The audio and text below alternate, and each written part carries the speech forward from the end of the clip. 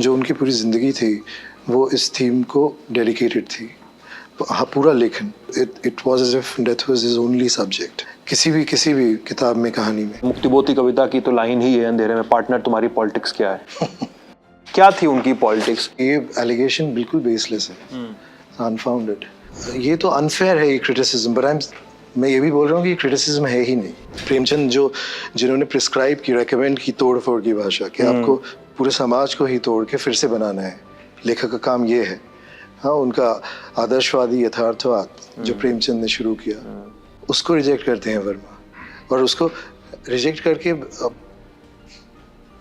प्रेमचंद में ही उसका ऑपोजिट ढूंढते हैं। ये किताब शुरू हुई होती है निर्मल वर्मा की मृत्यु से। आईसीयू में अपने भाई रामकुमार को वो चिट्ठी लिख के पूछते हैं, क्या मैं मरने वाला हूँ? क्या निर्मल की मौत बहुत ज़्यादा प्रॉब्लमेटिक थी, बहुत ज़्यादा दिक्कतों से भरी हुई थी।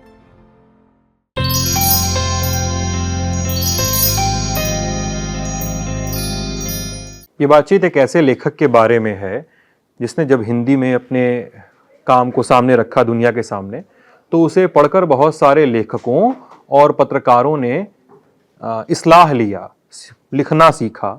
कई लोगों ने अव्वल तो नकल भी उतारी इस लेखक की कि उसके जैसा लिखा जा सके, उसके जैसा लेखन पैदा किया जा सके। ये लेखक विदेशों में रहा, उसके काम में उसके विदेश में विचरने के संस्मरण मौजूद रहे। विदेश में कौन सी शराब पी जाए, किन गलियों में घूमा जाए, दोस्तों के साथ आवारागर्दी कैसे की जाए, नोमैडिक लाइफ कैसे जी जाए, एक वो जीवन उसके लेखन में मिला। उसके शिमला में रहने के संस्मरण मिले, उसके उपन्यास मिले, उसकी कविताएं मिली, दिल्ली में रहने की कहानियाँ मिली। और फिर जीवन के आखिरी पड़ाव में आते आते इस लेखक पे बहुत सारे आरोप लगे। अपनी राजनीतिक राय को पलट देने के आरोप लगे, दक्षिण पंथ का समर्थक होने के आरोप लगे, और इसको लेके हिंदी में बहुत बड़ी बहस हुई थी। तो इन सब पे बातचीत करेंगे, और जिस लेखक का हम जिक्र कर रहे हैं उनका नाम है निर्मल वर्मा। और किताब वाला के इस अंक में हमारे साथ हैं विनीत गिल, जिनकी किताब है here and hereafter, Nirmal Verma's life in literature. ये पेंगुइन से छपी हुई है और इसका दाम है 499 रुपये।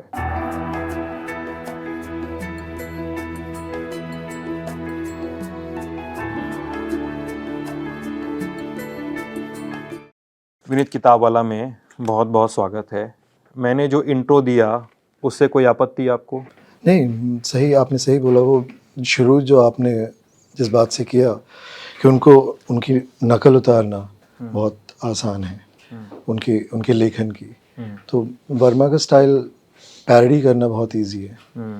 और उसकी वजह है उनके प्रोज की सिंप्लिसिटी, सरलता। उसी में उनका स्ट्रेंथ है, और उसी में उनकी कमजोरी भी है। कमजोरी नहीं, उसी वजह से वो पैरोडी आसानी से किया जा सकता है। जो लोग सीख रहे हैं और जो उनकी राइटिंग का अपील है वो सिंप्लिसिटी में ही है। अच्छा विनीत, निर्मल वर्मा पे जो किताब है आपकी, इस पे हम बातचीत करेंगे, लेकिन इसके पहले हम छोटी सी जानकारी आपसे चाहते हैं। आपके लिखने की शुरुआत कैसे हुई, क्या करते हैं आप, और ये किताब क्या है, ये कैसे शुरू हुई, ये किताब क्या है? थोड़ा इस प्रोजेक्ट के बारे में बताइए, थोड़ा अपने बारे में बताइए। मेरे लिखने की शुरुआत हुई थी कॉलेज में। मैं बल्गारिया में था किसी वजह से, पता नहीं, मुझे खुद नहीं पता मैं वहाँ कैसे पहुँच गया इंजीनियरिंग करने। और उस समय आई गॉट इंटरेस्टेड, मेरी दिलचस्पी बड़ी रशियन लिटरेचर में। तो उन लोगों के पढ़ते हुए वहाँ से मेरी लिखने की शुरुआत मेरे पढ़ने के साथ ही हुई। तो क्योंकि मैं जो पढ़ रहा था उसको इमिटेट करना चाह रहा था, नकल करना चाह रहा था। और तो वो करते करते धीरे धीरे आर्टिकल्स, रिव्यूज़, एसेज, इन चीज़ों में मैं डूबता गया। लेखक, as a writer, as a reader, both. तो मेरी कहानी में इतनी दिलचस्प नहीं है, छोटी सी कहानी है। बट ये किताब ये शुरुआत हुई डिस्कवरी से, जो मैंने वर्मा की किताब शब्द और स्मृति। शब्द और स्मृति कहाँ, दरियागंज फुटपाथ पे? में। जी, दरियागंज संडे दरियागंज जो संडे मार्केट होता है। पुराना hmm, hardback edition, first edition, hmm, पहली कृति उस किताब की। और उस वो फेज था मेरे लाइफ में, एक एक एज अ रीडर, जब मैं यूरोपियन लिटरेचर, यूरोपियन राइटर्स को डिस्कवर कर रहा था खुद। तो उससे पहले मैं अंग्रेज़ी उपन्यास वगैरह पढ़ रहा था, अमेरिकन, एंग्लो अमेरिकन मेनली। और धीरे धीरे एक एक नया कॉन्टिनेंट मैंने डिस्कवर किया, लिटरेरी कॉन्टिनेंट।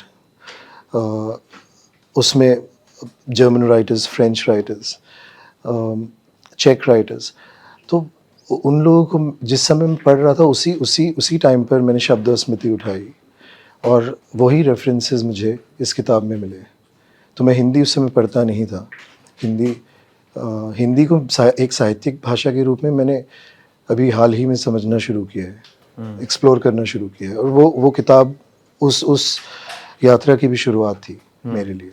हिंदी बोल समझ लेते हैं आराम से ना, जी, मतलब बातचीत को लेकर? हाँ, मेरी मातृभाषा तो ये है, लेकिन एक और भाषा होती है जिसको हम साहित्यिक भाषा बोलते हैं, और वो मेरी अंग्रेज़ी है। काफ़ी सालों से वो रही है। तो और वो साहित्यिक भाषा का मतलब, इस भाषा में हम लिख पाएँ और ज़्यादातर सोचें। क्योंकि हम जो इस बारे में मैंने बहुत, I been trying to think about it बहुत टाइम से। ये जो डिवाइड है इन दो लैंग्वेजेस के बीच, और जो डायलेक्टिक्स है of bilingualism, I am interested in that, you no.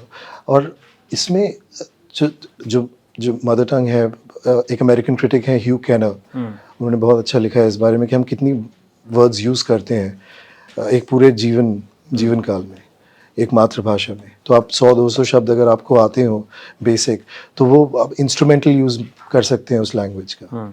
लेकिन लिटरेरी लैंग्वेज, जो भी साहित्यिक भाषा होती है, you go further beyond that, वो 100-200 शब्द, और वो जो 50-60 वाक्य जो ज़रूरी हैं जीने के लिए। तो साहित्यिक भाषा में आप दूसरी किस्म के विचारों, दूसरी एक सोच आपकी बदल जाती है उस भाषा में जब आप सोचते हैं। तो मैं अंग्रेज़ी ही पढ़ता था, यूरोपियन लिटरेचर अंग्रेज़ी अनुवाद में। तो हिंदी जब मैंने ये शब्द स्मृति उठाई दरियागंज से, तो दो तरह के ख्याल मेरे मन में आया। एक कि ये I approached as a foreign language almost, it seemed completely unfamiliar, जो भाषा थी। तो उसे मुझे मशक्क़त करनी पड़ रही थी उसे समझने के लिए, page bye page, close reading. और दूसरी, I found very familiar landmarks, reference points, जो मैं पढ़ता आया था राइटर्स, और जो मैं पढ़ रहा था उस समय। तो वो सब रेफरेंसेस ऑलरेडी वर देयर। वो किताब सिमोन वेल के रेफरेंस से खुलती है शायद। और भी writers like Walter Benjamin, Theodor Adorno, endless names. मेरे पास जो कॉपी है उसमें इन नामों की लिस्ट है आखिरी पेज पे। I found it very very intriguing, excited by it almost, those names. तो वो मेरे लिए पहला परिचय था हिंदी के कॉस्मोपॉलिटनिज्म से भी। तो मेरी जब बिफोर दिस अर्लियर, हिंदी मेरे लिए एक बोरिंग सी भाषा थी, राइट? निर्मल वर्मा के पहले? जी। क्योंकि वो जो लिटरेरी हिंदी, इंस्ट्रूमेंटल हिंदी नहीं, बातचीत वाली हिंदी नहीं, लिटरेरी हिंदी, बिकॉज जिस तरह से स्कूल में पढ़ाई गई थी मेरे ख्याल से, उसलिए। और दूसरी वजह ये भी थी कि जो कल्चरल डिस्कोर्स था वो ऑलमोस्ट ख़त्म हो गया था जिस समय मैं बड़ा हो रहा था यहाँ पर। जो ग्रेट मैगजीन्स एक समय पे हुआ करती थी, वही जो वर्मा के थ्रू मैंने डिस्कवर किया, और भी दूसरे लेखकों के थ्रू, वो जो इकोसिस्टम था वो ख़त्म हो चुका था उस समय। तो आई हैड नो इंसेंटिव और no motivation to go to Hindi, you know. So Verma, जब मैंने वो किताब उठाई, तो it open the door into a culture that was lost, but there was also timeless. You know. तो ये I mean I hope that answers your. हाँ मतलब किताब क्या कुछ है, ये हद तो वही है निर्मल वर्मा की जी। बायोग्राफी, लेकिन उनके राइटिंग से ट्रेस करते हैं ना। जी जी, और उसके through discovery of Hindi for me. वो आपके लिए है। जी। अच्छा, इस किताब की शुरुआत के हिस्से में ना पसंदीदा लेखकों की बात का जिक्र आता है। कौन है फेवरेट लेखक? निर्मल के फेवरेट लेखक कौन थे, कुछ पता चलता है आप लोगों को? निर्मल इंटरव्यू में बात करने से बचते थे इससे ना, आप बता रहे थे, क्या है? निर्मल, उनके आप उनकी कोई भी किताब उठाइए, आपको वो रेफरेंसेस मिलते रहेंगे। उनकी इनफैक्ट उनका जो लेखन है, उनका जो बॉडी ऑफ वर्क है, सारी किताबों को अगर आप देखें तो वो उनके फेवरेट लेखकों के प्रति एक ट्रिब्यूट की तरह देखा जा सकता है। तो उनके जो लेखक वो बचते थे, क्योंकि ये जो सवाल था ये बड़ा मुश्किल है इसका जवाब देना, क्योंकि वो लिस्ट रुकेगी नहीं। मैंने एक लिस्ट वहाँ कोट करी है जो अरुण कोलाटकर से एक बार इंटरव्यू ने एक सवाल पूछा था। तो वो बोलते गए, और वो जो लिस्ट थी उसमें नाम थे मडी वाटर्स, यू नो, जो ब्लूज सिंगर है अमेरिकन, उनका लेखन से कोई लेना देना नहीं, और भी फिल्म मेकर्स थे उसमें, पेंटर्स थे। तो वो जो एक लेखक को जो इन्फ्लुएंसेस फॉर्म करते हैं, शेप करते हैं, उसमें राइटर्स के अलावा और भी तरह के कलाकार होते हैं। तो निर्मल वो समझते थे, और उस बारे में उन्होंने बहुत लिखा। Katherine Mansfield was one of his favourite writers, New Zealand writers, जो आजकल बिल्कुल ही भुला दी गई हैं। जो उनकी पहली कहानी संग्रह परिंदे, निर्मल वर्मा का, वो उसका ओपनिंग एपिग्राफ कैथरीन मैन्सफील्ड का ही है, और वो 1959 की बात है। और उसके अलावा जिन राइटर्स की मैंने बात की, बेन्यामिन, अडोर्नो, वो उन लेखकों में इंटरेस्टेड थे जो आइडियाज़ को, विचारों को रेजिस्ट नहीं करते थे। एक समय आया था अंग्रेज़ी इंग्लिश लिटरेचर में, British by that I mean, जब एक समय नहीं, वो बहुत पुराना ट्रेडिशन है, मैं अभी भी I been discovering it. William Hazlitt में जो क्रिटिक हैं उनमें भी वो दिखती है वो बात, एक तरह का रेजिस्टेंस आइडियाज़ को लेके, आइडियाज़ एक कॉन्डिसेंडिंग रेजिस्टेंस, कि ये चीज़ तो कॉन्टिनेंटल चीज़ें हैं, यू नो, ऊंचे विचार जो हैं, ज़िंदगी और मौत की बातें, तो हम लोग इंटरेस्टेड हैं in the here and now etcetera, जो दिख रहा है हमें आसपास, नेचर में या रिलेशंस में इंसानों के बीच। तो ये phase literature, British English literature में आया, और वर्मा ने और बहुत से अलग दूसरे लेखकों ने उसे वो डायग्नोज किया बहुत जल्दी, और उनको उसका जो काउंटरवेलिंग इफेक्ट मिला यूरोपियन लिटरेचर में।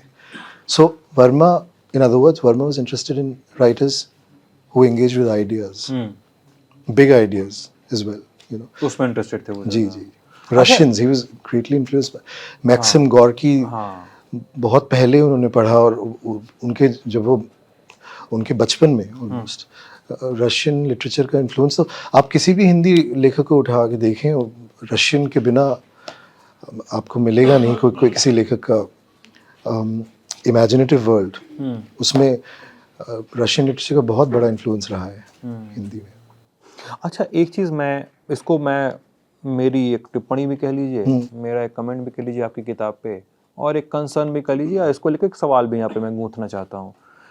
ये अगर किसी को निर्मल वर्मा के बारे में जानना हो, निर्मल वर्मा के बारे में एक कोई कहानी पढ़नी हुई, who was Nirmal Verma, how he right, how did he right, how did he read, इस तरह के सवालों के जवाब जानने हो, तो वो कोई आपकी किताब क्यों उठाए? क्योंकि आपकी किताब जो है थोड़ी सी जटिल है। अगर एक नव प्रवेशी के लिए, कोई नया व्यक्ति आता है निर्मल वर्मा को पढ़ने अंग्रेजी में मान लीजिए, तो उसके लिए किताब कठिन हो सकती है। आई डोंट नो अगर आपको ये फीडबैक कभी मिला होगा तो, लेकिन मैं थोड़ी छूट लेते हुए यहाँ पे ये कहना चाह रहा हूँ, थोड़ी सी कठिन हो सकती है, क्योंकि बहुत सारे रेफरेंसेस हैं। वो रेफरेंसेस मेरे लिए मज़ेदार हो सकते हैं, क्योंकि मैंने निर्मल वर्मा को पहले से भी पढ़ा हुआ है, कुछ और भी चीज़ें पहले पढ़ी हुई हैं, लेकिन कोई निर्मल वर्मा का न भी नहीं जानता है, तो उसके लिए किताब शायद कठिन होगी। तो इस किताब को पढ़ने की वजहें क्या हो सकती हैं? जब मैं सोचता हूँ किसी किताब के बारे में, कोई किसी भी किताब को पढ़ने की क्या वजह हो सकती है, एक आजकल जो रीडिंग का अप्रोच है वो इंफॉर्मेशन बेस्ड है बहुत ज़्यादा, विच इज़ टू से कि हम पढ़ते हैं कुछ जानने के लिए, जानकारी के लिए, कि हमें उस बारे में। तो अगेन मैं उस चीज़ को रिजेक्ट कर बहुत पहले से करता आया हूँ एज अ रीडर। जब कोई किताब मुझे कोई जानकारी देने पे तुल जाए, जब कोई लेखक, तो I begin to lose interest very soon. तो किस लिए हम पढ़ते हैं? इस किताब में एक इंक्वायरी वो भी है, एक line of inquiry, why do we read something, what is it that is speaking to us. और उसको हम उसको एक शब्द है लिटरेरी, जो कि 20th सेंचुरी क्रिटिक्स के लिए बहुत इंपॉर्टेंट बन गया था यूरोप में, और इवन एंग्लो अमेरिकन क्रिटिक्स के लिए। What is that literary, what does it mean? And there are different definitions of that. So I am interested in the literary. I am interested in किसी किताब को पढ़ने का एक आनंद होता है, उसके लिए मैं कोई भी किताब उठाता हूँ। मेलविल की मोबी डिक मैंने इसलिए नहीं उठाई थी क्योंकि मुझे वेल हंटिंग के बारे में जानना था, ऑल्दो उसमें बहुत सारे पैसेजेस हैं वेल हंटिंग के बारे में। या टोल्स्टॉय की वॉर एंड पीस में नेपोलियनिक इन्वेजन 19th सेंचुरी जो रशिया में हो, उसके बारे में हिस्टोरिकल डिटेल्स हैं। नेपोलियन खुद एक कैरेक्टर है, लेकिन वो चीज़ें मैं पढ़ के भूल चुका हूँ बहुत, उसी वक्त भूल गया था जब मैं पढ़ रहा था। जो चीज़ें मेरे साथ रहीं, दैट इज़ द लिटरेरी। और वो जो हम रिटेन करते हैं किताब में, खैर this is why I pick up any book. दूसरा, ये किताब हमेशा से जब मैंने लिखना शुरू किया था तब से I wanted this to be regarded as a creative work. Biography form का रिजेक्शन का नेक्स्ट स्टेप ये था कि ये है क्या, अगर ये जीवनी नहीं है तो, राइट? किसी ने मुझसे कहीं पूछा था एक इवेंट में कि क्या ये नॉवल है, why don't you call it a novel? So I said of course that will be great. अब आप इसे उपन्यास समझ के पढ़िए, एक बोर्हेसियन उपन्यास जिसमें एक नरेटर है जो किसी की जीवनी लिखना चाह रहा है और वो फेल हुए जा रहा है, और फिर वो उस फेलियर को जस्टिफाई करना शुरू करता है उसी किताब में। तो वो किताब बन जाती है एक justification of the failure, of its original failure. तो ये किताब, this is basically literary experiment, एक साहित्यिक प्रयोग है। और it can succeed for some people, it can fail for some people, you know. The other thing this is that ये किताब एक एक्सप्लोरेशन है, देखने की कोशिश है कि एक राइटर बनता कैसे है, क्योंकि वो मेरा पर्सनल इंटरेस्ट है। जो मैंने स्ट्रगल की है, trying to be a writer, trying to think like a writer and trying to produce something, right? उसकी मुझे झलक और उसकी मुझे सीख वर्मा के जीवन में और लेखन में बहुत मिली। तो जिन आइडियाज़ में मैं इंटरेस्टेड था, उसके सेंटर पे वर्मा थे। उनके हमारे इंटरेस्ट बहुत ओवरलैप हुए, इसलिए आप वो चैप्टर डिवीजन देखेंगे चैप्टर वाइज। तो उसमें बेसिकली इट्स ऑल थीमेटिक, इन थीम्स में मैं इंटरेस्टेड हूँ। And Verma became a good excuse to write about those things. Verma के बारे में बताइए, कैसे लिखते थे, कैसे पढ़ते थे, पढ़ने की शुरुआत, मतलब जो कहानी है कि टैगोर का लिखना, फिर सेंट स्टीफंस में, फिर उनके लिखने के किस्से जो ओवर पर्सनल किस्से थे लिखने पढ़ने के, थोड़ा उनकी आदतों के बारे में बताइए। बड़ा जिक्र किया आपने किताब में। मैं तो सर किताब का आखिरी हिस्सा और बीच का हिस्सा मिला के एक सवाल पूछ चुका हूँ आपसे। जी। हाँ, उनका लेखन की शुरुआत मैंने लिखा है एक पूरा चैप्टर इसमें।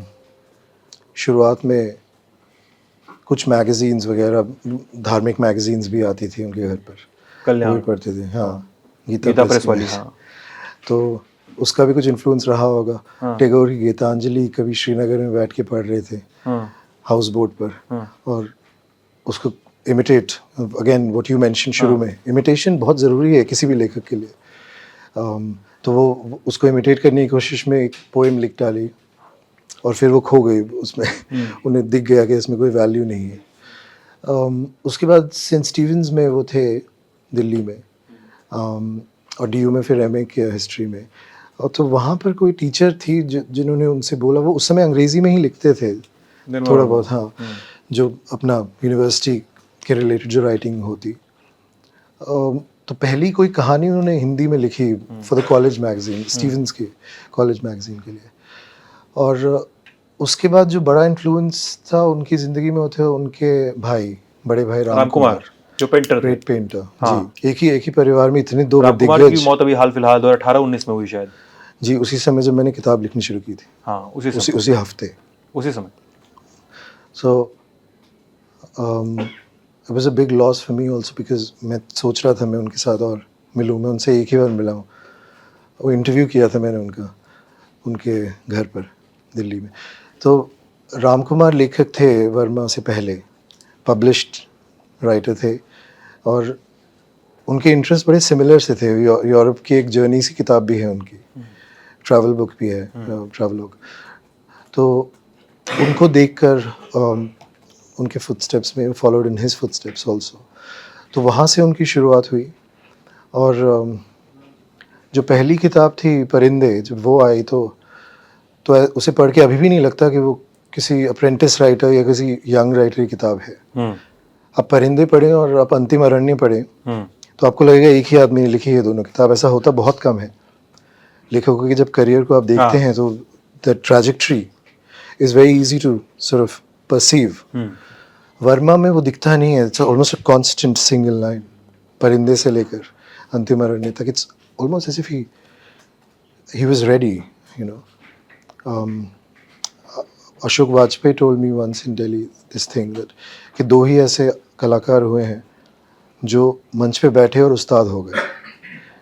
उस्ताद आमिर खान, ग्रेट वोकलिस्ट, और निर्मल वर्मा. किस रेफरेंस में ये बोल रहे थे वो? इसी में कि जो उनके शुरुआती कहानियां हैं और उनका जो लेखन है और आमिर खान की जो ओल्डेस्ट रिकॉर्डिंग्स हैं, उसी में आपको दिख जाता है कि they attend everything there is to attend. कुछ उसमें इवोल्यूशनरी शिफ्ट दिखता नहीं है अगली किताब में और अगली किताब में. It's almost a continuum. The writer comes almost fully developed. ऐसे लिखना ही शुरू किया उन्होंने, मतलब जो लिखना पब्लिश काम किताब सामने थी, आया, जो पब्लिश किया वो कि रेडी लेखक आए हैं निर्मल वर्मा के रूप में, ऐसा. या जो किसी भी नए लेखक के लिए या किसी भी यंग लेखक के लिए बड़ा भयावह है. लेकिन आपको निर्मल वर्मा को पढ़ते समय ऐसा नहीं लगा विनीत कि उनका लेखन शुरुआत से लेकर अंत तक वैसा ही है, एक सा ही है? बिल्कुल लगा. और बहुत से महान लेखक हुए हैं जिनको पढ़ के मुझे यही लगता है. दोस्तोयेव्स्की के बारे में कहा जाता है कि उनकी स्ट्रेंथ ही ये थी कि उन्होंने ज़िंदगी में एक ही किताब लिखी है. उसके विभाजन कितने भी हों, आप उनकी किताबों को पढ़ सकते हैं और उनके कंसर्न्स सेम ही थे. ये भी आज बड़ा कंटेम्प्रेरी सा आइडिया है वैरायटी का, कि आप थोड़ा कुछ नया करें, वैरायटी लाएं. लेकिन आप किसी भी महान आर्टिस्ट को देखिए, म्यूजिशियन को देखिए, पेंटर को देखिए, तो आपको ऐसे बहुत से एग्जाम्पल्स मिल जाएंगे. जो कलाकार ऐसे रहे जो प्रतिबद्ध रहे हैं एक ही थीम पर. वर्मा तो खैर 5-6 चीज़ें पकड़ के रखते थे और बहुत वैरायटी भी है उनके लेखन में, जब ऐसा बोला जाता है उनके बारे में. लेकिन आप अगर उनका देखें करियर में, उनके करियर को, उसमें आपको कहानियाँ दिखेंगी, उपन्यास दिखेंगे, निबंध दिखेंगे, यात्रा वृत्तांत दिखेंगे. ऐसा डायरी है उनकी डायरी है. बिल्कुल. कविताएं तो पब्लिश नहीं करी कभी, बाद में जो आई. जी. तो ये तो अब पूरा ही उन्होंने अलग अलग विधाओं में महारत हासिल करी. तो ये तो अनफेयर है ये क्रिटिसिज्म, बट मैं ये भी बोल रहा हूँ कि क्रिटिसिज्म है ही नहीं. अच्छा, अनफेयर भी है और क्रिटिसिज्म है ही नहीं, अब दोनों बातें एक साथ बोल रहे हैं. लेकिन एक चीज़ बताइए, क्योंकि निर्मल वर्मा को लेकर मेरा ऑब्जर्वेशन है और मैं कई लोगों से बातचीत करते समय इसको कई बार सही पाता हूँ, कई बार गलत पाता हूँ. तो मैं इस सवाल को आपके सामने फ्लोट करना चाहता हूँ. मतलब जिस सवाल को कई बार सोशल मीडिया पे लिखते ही निर्मल के फ़ैन निर्मम हो जाते हैं, तो वो एक वार करते हैं आपके ऊपर. लेकिन मेरे हिसाब से निर्मल वर्मा का लेखन एक हद के बाद कहीं आगे नहीं बढ़ता है. मतलब जिसको कहते हैं कि भाषा के तौर पे बहुत रोचक है, भाषा बहुत रूमानी है, बहुत रोमांटिसिज्म है इस भाषा में, लेकिन वो एक ज़रूरी तोड़फोड़ जो होती है, एक ज़रूरी नक्काशी जो होती है, भाषा जो करती है या लेखन जो करता है, निर्मल वर्मा कई बार वो नक्काशी नहीं करवा पाते. निर्मल वर्मा के पास सीमित से बिंब कई लेखकों ने, मल्यज ने अपने महान निबंध में लिखा ही था, मल्यज जो आलोचक हुए उन्होंने अपने महान निबंध में लिखा ही था कि उनके पास बहुत सीमित बिंब मौजूद हैं. पार्क की बेंच, क्यूबिकल और पर्सनल अकाउंट, मैनोशी की बहसें और दोहराव है बहुत सारा रोमांटिसिज्म में. मतलब मल्यज का जो वाक्य है कि निर्मल वर्मा की भाषा मोम जैसी मृदु, वैक्स जैसी कोमल है, लेकिन चीमड़ है। तो कहते हैं ना, रोटी ठंडी हो गई तो चीमड़ हो गई, तो वो चीमड़ है उसमें। तो वो ज़रूरी तोड़फोड़ नहीं करती है वो भाषा बहुत परिष्कार की गुंजाइश नहीं करवा पाती है। आपको क्या लगता है इस पूरी बहस को लेकर?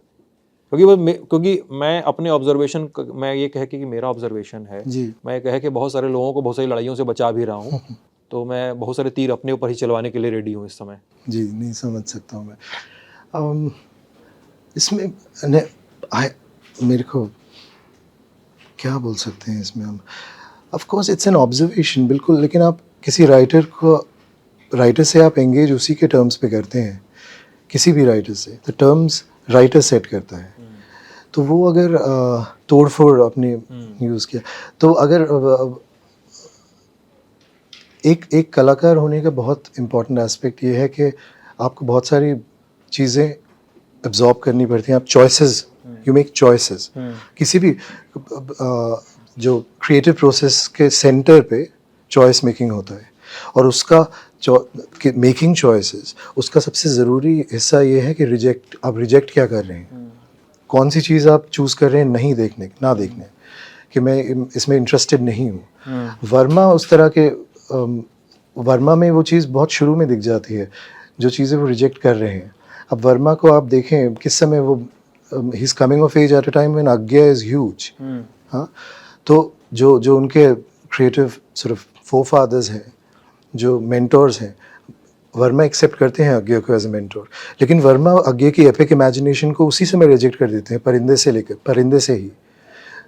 जो अज्ञा का साइकोएनालिसिस में इंटरेस्ट और सोसाइटी में इंटरेस्ट, अज्ञा तो कितने अलग अलग चीज़ों में एंगेज थे, जर्नलिज्म से लेकर फोटोग्राफी, ट्रैवल, तो अज्ञा सब कुछ करना चाहते थे। उसको भी रिजेक्ट करते हैं। उसी का भी काम करते थे अज्ञा, इंटेलिजेंस का भी काम करते थे अज्ञा। हमें अक्षय मुकुल वाली किताब में उन्होंने जिक्र भी किया है। जी, हाँ। तो हाँ, इधर उधर उनका इंटरेस्ट डिप्लोमेसी में तो रहा ही है, काफ़ी रहा। पॉलिटिकली एंगेज थे बहुत हद तक अपनी राइटिंग्स के थ्रू भी। वर्मा वो नहीं करना चाहते थे। आगे से पहले अगर आप प्रेमचंद देखें, प्रेमचंद जिन्होंने प्रिस्क्राइब की, रेकमेंड की तोड़ फोड़ की भाषा, कि आपको पूरे समाज को ही तोड़ के फिर से बनाना है, लेखक का काम ये है। हाँ, उनका आदर्शवादी यथार्थवाद जो प्रेमचंद ने शुरू किया, जो रेकमेंड किया, उसको रिजेक्ट करते हैं वर्मा, और उसको रिजेक्ट करके प्रेमचंद में ही उसका ऑपोजिट ढूंढते हैं और इस्टेब्लिश करते हैं कि प्रेमचंद के लेखन में ही आपको वो उसका कॉन्ट्री इफेक्ट्स मिलेंगे, फैक्टर्स मिलेंगे, राइट? तो ये रिजेक्ट करना बहुत ज़रूरी है किसी भी लेखक के लिए, और वो that rejection can be wrong, you can take the writer to task for that rejection. तो आप जो ऑब्जर्वेशन कर रहे हैं ठीक रहेगी, maybe it's true, but it's irrelevant given the body of work जो हमारे पास है, जो टर्म्स राइटर सेट करके गया है, आप उसको उस पे अटैक करें, उस पे राइटर्स के टर्म्स पे बात होनी चाहिए, आप ये कह रहे हैं? जी, किसी भी किताब की भी बात अगर हम करें, तो वो जो लेखक ने उस किताब के थ्रू जो टर्म सेट की है, अगर वो किसी चीज़ को पूरी तरह बोल रहा है कि it's out of my purview of interest, तो अगर आप बोलें कि उस बारे में भी क्यों नहीं लिखा, इस बारे में भी क्यों नहीं लिखा, तो वो तो these are creative choices। हाँ, यहाँ पे वॉट अबाउटरी नहीं हो रही है जी, कि 84 में कहाँ थे वाली वॉट अबाउटरी नहीं हो रही है, लेकिन मैं बस ये बोल रहा हूँ कि शिल्प की बात हो रही है, क्योंकि आप राइटर के परव्यू पे बोल रहे हैं और मैं हो सकता है आलोचना के परव्यू पे बोल रहा हूँ कि क्रिटिसिज्म का परव्यू भी ऐसा हो सकता है। बहरहाल ये बोलने के बाद मैंने इस शो के प्रोड्यूसर जो हैं दीपक तेंगुरिया समेत बहुत सारे लोगों की मुझे मार झेलनी पड़ेगी, जो मैंने अभी सवाल पूछा है आपको, क्योंकि वो निर्मल के फ़ैन है, जो दीपक अभी आपको लेकर आए अंदर। बहरहाल बात आगे लेके चलते हैं। निर्मल वर्मा की पॉलिटिक्स पे बहुत सवाल उठते हैं, ठीक है? मतलब मुक्तिबोध की कविता की तो लाइन ही है, अंधेरे में पार्टनर तुम्हारी पॉलिटिक्स क्या है। सो क्या थी उनकी पॉलिटिक्स? बाद के समय में जो आकर वो दक्षिणपंथी हुए, हाँ, जिसमें आप एक पूरा एक चैप्टर में एक तो पूरा लंबा जिक्र भी है जिसमें वो राम की शक्ति पूजा निराला की जो कविता है उसका भी जिक्र आता है, तमाम चीज़ें हैं। क्या है निर्मल वर्मा की पॉलिटिक्स? क्या निर्मल वर्मा बाद के वर्षों में दक्षिणपंथी हो गए थे? क्या निर्मल वर्मा जो शुरुआत में वामपंथी थे, वामपंथी पार्टी उन्होंने ज्वाइन की थी शुरुआत जी में, और जब ये कहते हैं कि मैं तो पूरे विधि विधान से ही जाऊंगा, जब किसी जी के इलेक्ट्रिक क्रिमेटोरियम के में किसी का दाह संस्कार देखते हुए बोले तो जी मुझे पूरे विधि विधान के साथ विदा करना, जी और बाद के वर्षों में उन्होंने तमाम चीज़ों को सही और गलत ठहराना शुरू किया कई सारे इंटरव्यूज़ में। निर्मल वर्मा क्या आखिर में आके लगता है दक्षिणपंथी हो गए थे? क्योंकि दंगों वंगों बहुत सारी चीज़ों पे उनके इंटरव्यू आए फिर बाद में, जिस पर बहुत विवाद हुआ था हिंदी में। जी नहीं, मेरे हिसाब से नहीं।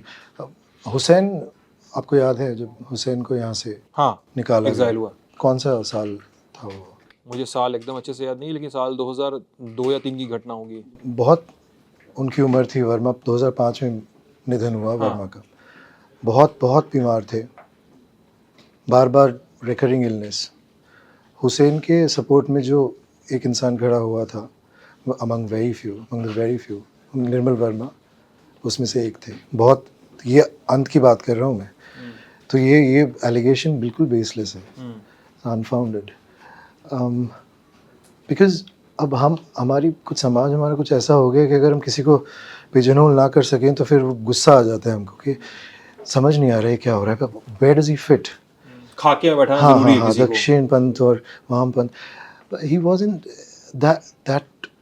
वो किसी और इंडिया से आते थे मेरे ख्याल से। वो फिर पता नहीं कब शिफ्ट हुआ ये।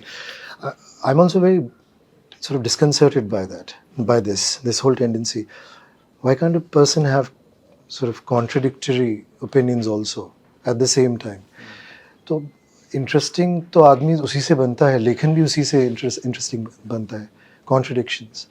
सो whereas in Verma you see a lot of consistency. Verma CPI के मेंबर बने एज अ स्टूडेंट कॉलेज में, और सीपीआई की मेंबरशिप त्याग दी बहुत जल्द। जब यूरोप में भी लोग देख नहीं पाए थे कि क्या होने वाला है, तो Verma could foresee it. I think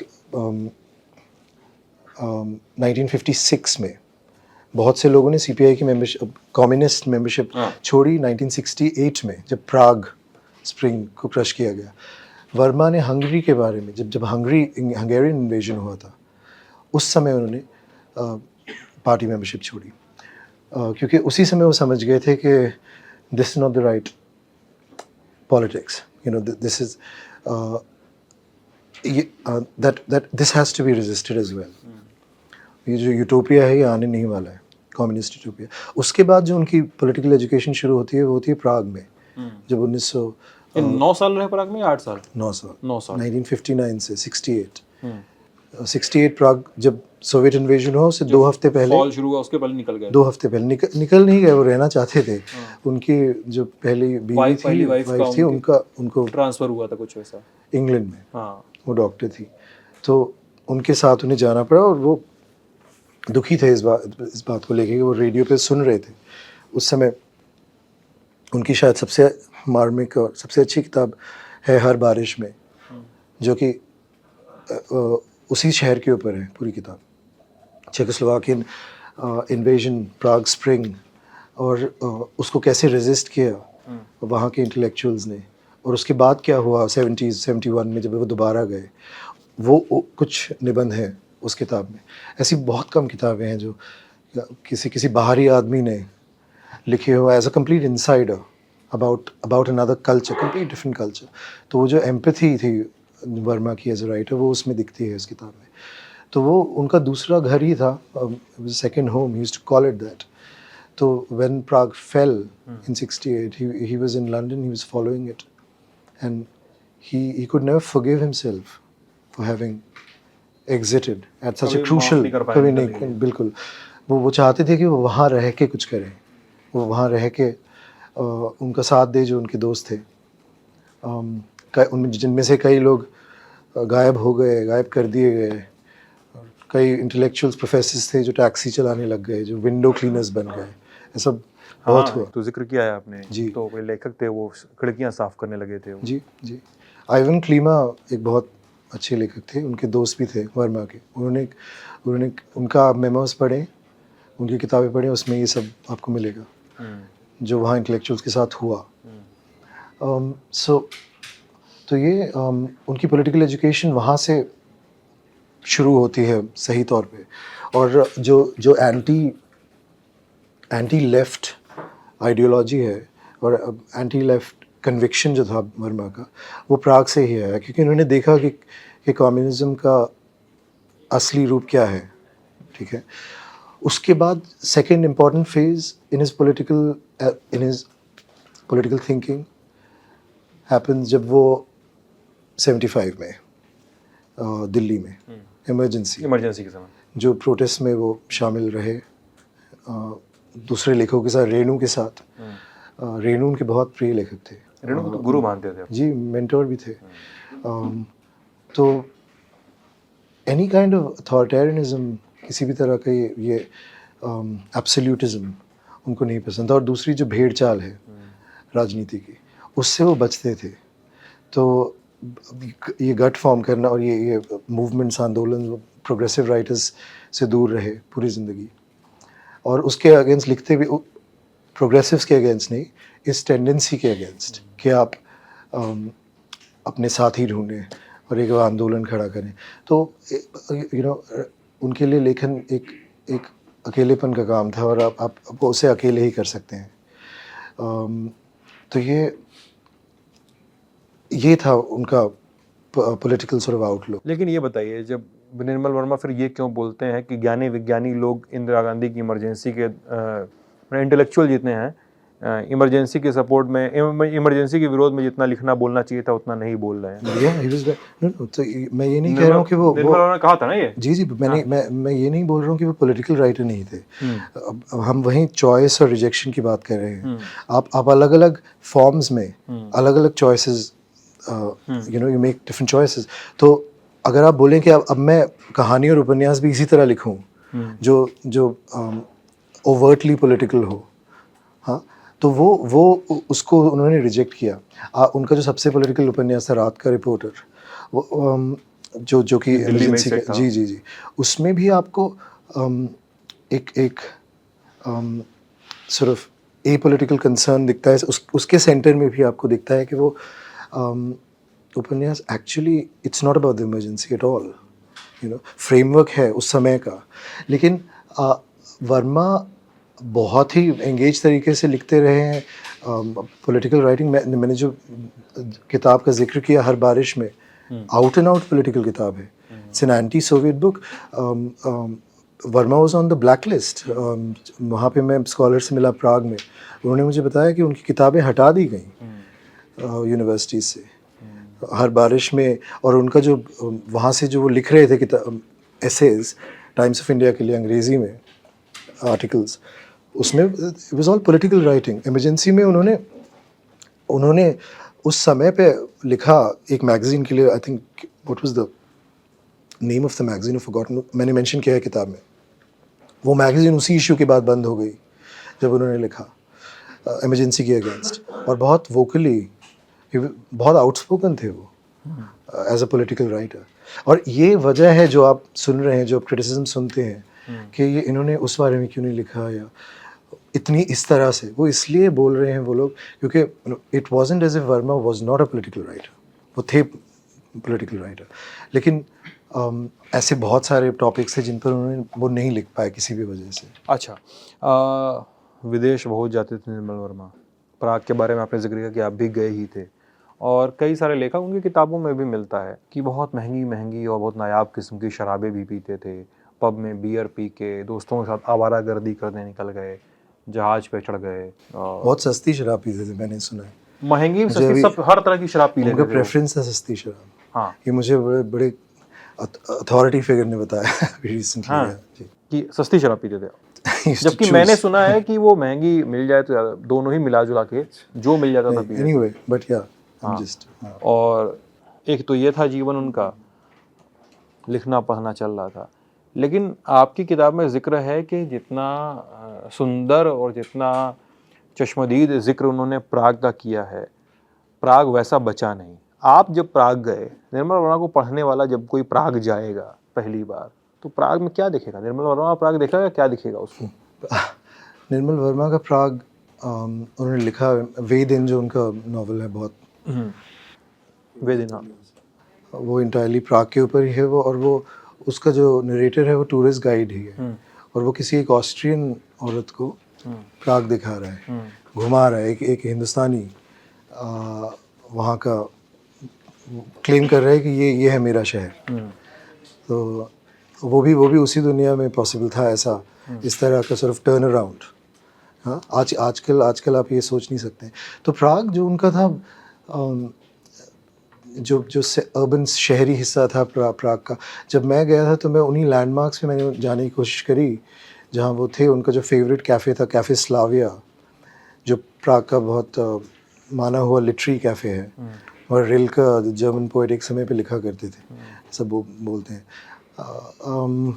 तो वहाँ कोई मेरे दोस्त भी एक बार गए थे, उन्होंने पूछा आप वर्मा को जानते हैं? कोई नहीं जानता। ये बात मुझे समझ नहीं आई, क्योंकि जो मैंने ये बात की है इस किताब में कि जो भारत था उस समय का वो डिफरेंट था, दिल्ली डिफरेंट थी, तो एक लॉस्ट वर्ल्ड को कैप्चर करने की कोशिश है। यूरोप भी डिफरेंट था। यूरोप उस समय for some reason greatly interested in India. Indology की शुरुआत ही प्राग से हुई। एक सब्जेक्ट है, एकेडमिक सब्जेक्ट इंडोलॉजी, तो चेकोस्लोवाकिया में उसकी शुरुआत हुई। अभी वो जर्मनी वगैरह में पढ़ाया जाता है, लेकिन वो जो 60s का समय था उसमें आपको बाहरी आदमी की तरह देखा नहीं जाता था। जिस तरह से वर्मा ने लिखा है, it was easy for you to become an insider. तो और दूसरा, इस समय का जो मैंने प्राग देखा उसमें वर्मा जैसे लेखक का कोई मेंशन नहीं होना कहीं भी, ये मुझे बड़ा अचंभा लगा, क्योंकि फुटप्रिंट्स नहीं मिलते हैं। कुछ नहीं। मैं तो सोच रहा था उनके नाम पे कोई सड़क वड़क उनके नाम पे कर देनी चाहिए, जिस तरह से उनका कंट्रीब्यूशन है, डेकेड लॉन्ग कंट्रीब्यूशन। और मैं ये भी सोचता था कि Europeans would be intrigued by it, कि कोई हिंदी में लिखने वाला इंडिया से 50s में 59 में आ रहा है और इतना इम्पोर्टेंट कंट्रीब्यूशन करके जा रहा है एक दूसरी भाषा में। और प्राग में ये भाषाओं का जो मिलन है, मिलन या कॉन्ग्रुएंस या कोएग्जिस्टेंस जो है भाषाओं का, वो हमेशा से रहा है ना। काफका जो प्राग के सबसे प्रमुख लेखक हैं, उन्होंने कभी चेक में नहीं लिखा, हमेशा जर्मन ही लिखते रहे। तो वो जो एक ओपननेस थी, और उस समय जब प्राग एक्चुअली आयरन कर्टन के पीछे था, आयरॉनिकली बहुत ओपन सोसाइटी थी। अमेरिकन फिल्में दिखाई जा रही हैं, हॉलीवुड वगैरह, और वो इस समय मुझे कहीं नहीं दिखा। It's completely commercialised. और जी, मार्केट प्लेस जो हमारा मॉडल है शहरों का, वही दिखा मुझे प्राग में। You know, although I am sure there are pockets, spaces जो ढूंढने पड़ेंगे आपको। काफ़ी जटिल प्रक्रिया है। जी, जो हर शहर में होनी चाहिए, जो मैं दिल्ली में ढूंढता रहता हूँ, मिलते नहीं है। तो आई am sure there are some of those left in, I hope some are left in Prague. बातचीत के आखिरी दौर में एक आध सवाल और है मेरे पास। एक सवाल ये है कि मतलब ये किताब शुरू हुई होती है निर्मल वर्मा की मृत्यु से। जी। आईसीयू में अपने भाई राम कुमार को वो चिट्ठी लिख के पूछते हैं, क्या मैं मरने वाला हूँ? क्या निर्मल की मौत बहुत ज़्यादा प्रॉब्लमेटिक थी, बहुत ज़्यादा दिक्कतों से भरी हुई थी, बहुत जिसको कहते हैं कि सुकून की मृत्यु जिसको कहते हैं। और इसको उन्होंने कहा कि किताब में लिखा भी था, आपने जिक्र भी किया है, कोई मौत के पहले सो जाएगा कैसा लगता होगा। जी। So I don't know, मुझे नहीं लगता कोई भी मौत सुकून की होती होगी, लेकिन क्योंकि मैं समझ रहा हूँ। इसको लेकर हिंदी में बहुत बड़ी बहस होती रही कि सुकून भरी मृत्यु किन लेखकों को मिली, किन कलाकारों की मिली। मतलब मैं थोड़ा से हिंदी साहित्य की उस दुनिया में भी जाता हूँ कभी कभी, जहाँ पे इस तरह की एक चाय की कुल्हड़ पे इस तरह की बातों पर भी अधिक घंटे बहस होती है।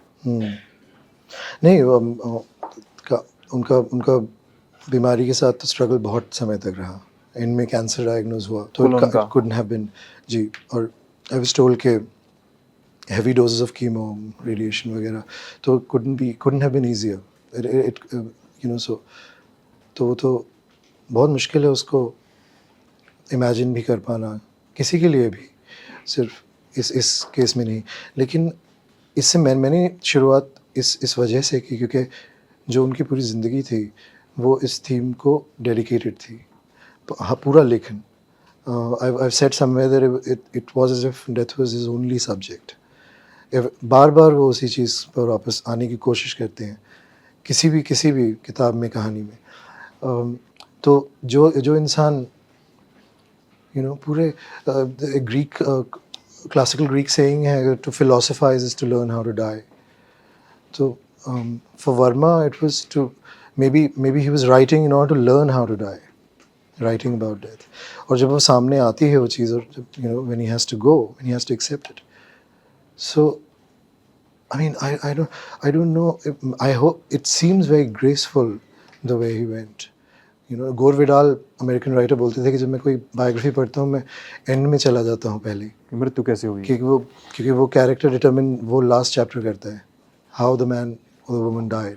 तो मैंने सोचा उसे मैं पहले ही रख देता हूँ because I am establishing the character and I'm establishing his commitment to that theme, which lasted till the end. He was thinking about it all the time. मुझे एक छोटा सा प्रसंग सुना हाँ। दीजिए, उसके बाद मैं आखिरी सवाल पूछ लूँगा आपसे। माँ की मृत्यु पर निर्मल वर्मा और उनके भाई के बीच में बातचीत होती है, वो बातचीत क्या थी? हाँ, I've written about this. I've quoted. I think he said, I've forgotten almost. Do you want me to quote? मैं बोलता हूँ। उन्होंने बोला she went peacefully, right? Ram Kumar ने बताया निर्मल वर्मा को। जी, हाँ। Verma is in Prague. हाँ। चेकोस्लोवाकिया में किसी शहर में है। और Ram Kumar he is very concerned क्योंकि उन्हें पता है क्या हो रहा है, क्या होने वाला है। और उसके बाद हाँ उन्होंने टेलीग्राम किया शायद निर्मल ने, राम कुमार ने हाँ। निर्मल को that she went peacefully, ऐसा इस तरह से कुछ। हाँ। और उसके बाद वर्मा उनको लेटर लिखने की कोशिश करते हैं राम कुमार को, और उसमें मोस्टली यही बोलते हैं कि मुझे शब्द नहीं मिल रहे हैं। तो वो that was very touching for me when I was reading those letters, क्योंकि a writer struggling with language at that point. Verma was saying कि मुझे शब्द नहीं मिल मुझे रहे। शब्द नहीं मिल रहे कि मैं क्या बोलूं, कि क्या लिखूं। हाँ, so it was this sort of an exchange between them. They're very close to. Nirmal was very close to his mother. Mother. And of course, regret भी था। एक्चुअली जब तक मुझे याद आ रहा है ही वाज सेइंग कि मुझे मैं क्या कहूँ, मेरे पास शब्द ही नहीं है। जी, something like that. लेटर में। हाँ, तार दोनों के बीच में, टेलीग्राम भी। जी, और फिर वो उस बारे में बात करते हैं जब उन्होंने घर छोड़ा था, हाँ। विदेश की यात्रा के लिए। हाँ। और भी मैंने रोलैंड बार्थ जो फ्रेंच राइटर है हाँ। उनको कोट किया है उसमें, क्योंकि वो reminded me of Barthes was very close to his mother, he used to live with his mother, और काफ़ी मिडिल एज के बाद भी, और जब उनकी माँ की मृत्यु हुई उसके बाद बिल्कुल ही कम्प्लीटली ब्रोक डाउन बार्थ, और उन्होंने किताब लिखी द मॉर्निंग डायरी। इसमें इसी बारे में, इस लॉस के बारे में। और वो एक बहुत उनकी जो फोटोग्राफी पे किताब है camera lucida, one of the best books ever written about the subject और any subject, that also comes back to his mother's death. तो ये अटैचमेंट है, प्रूस्ट में भी आपको दिखता है माँ के साथ attachment, and the mother's death, and then तो वो सब झलक आपको मिलती है इसमें जब वर्मा को वो खबर मिलती है। और रिग्रेट भी है क्योंकि वो उनके साथ नहीं थे। आखिरी सवाल, और आखिरी सवाल क्या, वो एक गुजारिश मान लीजिए। हाँ। वो 5 किताबें या 5 लेखक या जो भी 5 चीज़ें आप अभी पढ़ रहे हो और हमारे दर्शकों को बताना चाहते हैं कि आप ये 5 चीज़ें पढ़ लीजिए हाल फिलहाल, ये सबको पढ़नी चाहिए आपके हिसाब से, किसी भी भाषा में। अभी मैं 2-3 किताबें, एक तो है हर्मन मेलविल, उनकी कहानियाँ पढ़ रहा हूँ मैं, अमेरिकन राइटर थे। बार्टलबी, आपने बार्टलबी द स्क्रिवेनर नाम की एक कहानी है। अच्छा। बहुत कमाल की कहानी। एक इंसान है जो लॉ कॉपियर है किसी मैनहट्टन के ऑफिस में, उसका काम है कॉपी करना जजमेंट्स, लीगल डॉक्यूमेंट्स 300-400 पेज के। और एक समय आता है जब वो हर चीज़ को मना कर देता है। It's a great book about corporate life, office life. हाँ, अच्छा। तो ऑफिस में अब मान लीजिए यहाँ कोई बैठा हो और आप उसे कुछ बोलें और वो बोले कि नहीं, I don't want to do that, बार बार यही बोल रहा है, और फिर उसी से एक ड्रामेटिक सिचुएशन क्रिएट हो जाती है कि फिर वो बॉस पिटी करने लगता है, you know, he takes pity on him and he says, and he gets interested in that character कि ये क्या सोच के बोल रहा है मुझे, उसको सैलरी मिल रही है, बोल रहा है नहीं मैं जाऊँगा नहीं कहीं, बस मुझे ये करना नहीं है. So the whole story is about that. It's a wonderful story. ये एक है, और दूसरी किताब मैं 5 किताबें मुझे बोलनी है ना. हाँ आगे की मैं ट्रैवलॉग देख रहा था, एक बूंद सहसा उछली. हाँ उसमें भी बर्लिन और पेरिस के बारे में उन्होंने लिखा है और शहरों के बारे में लिखा है, पर वो कितना वर्मा से अलग लगता है पढ़ने में, वो मैं सोच रहा था, क्योंकि आगे is writing like an outsider, whereas Verma somehow wrote like an insider. Big difference. So that's second. Third was I've just finished writing something. So वो अरविंद कृष्ण मेहरोत्रा की Songs of Kabir, अच्छा उनका जो कबीर ट्रांसलेशन है, transcreation almost, it's a great book really. तो उन्होंने translate किया है कबीर के दोहे वगैरह, सॉन्ग्स ऑफ कबीर, वो पढ़िए. चौथी किताब है एक क्रोएशियन राइटर हैं दुब्रावका उग्रेसिच, जिनका भी हाल ही में निधन हुआ. उनकी किताब है thank you for not reading, जो ये पब्लिशिंग और राइटिंग के बारे में है, किस तरह से वो जी जो इंडस्ट्री है चेंज हो गई, किस तरह से it became a market place for books, complete commercialisation of this fair which entailed the complete marginalization of any serious writer. उग्रेसिच की किताब इस बारे में ज़रूर पढ़नी चाहिए किसी को भी. तो ये किताबें हैं, और कितनी हो गई, चार हो गई. एक और मुझे कोई बोलनी पड़ेगी जो मैंने अभी रिसेंटली ना भी पढ़ी हो. अच्छा ना भी पढ़ी, मेरे डेस्क पर हो कोई. Let me think about. आपके ध्यान में हो कोई? नहीं, जब मुझे बोला जाता है सोचने के लिए तो मैं बिल्कुल ब्लैंक हो जाता हूँ. But let me think about a book that I want people to read instead. हाँ, वो चलेगा ना. Oh my God, okay. नहीं, मेरे तो छोड़ दीजिए, कोई लोड नहीं है, 4 बहुत है. अच्छा, बहुत नहीं. आप A.K. रामानुजन के एसेज पढ़िए, वो मेरे दिमाग में बार बार आ रहे हैं. अच्छा. A.K. रामानुजन एसेज, मैं अभी रिसेंटली ट्रांसलेशन पर उनका कुछ पढ़ रहा था, तो I think I can go on all night, all day, all night, एक करके. बट जी ये बहुत है. Thank you Vineet. या थैंक्स. ये थी किताब वाला पे हमारी बातचीत. किताब वाला में हमारी बातचीत here and hereafter Nirmal Verma's life in literature पे. आपको कैसा लगा हमें कमेंट सेक्शन में ज़रूर बताइएगा. अपना ख्याल रखिएगा. बहुत बहुत शुक्रिया.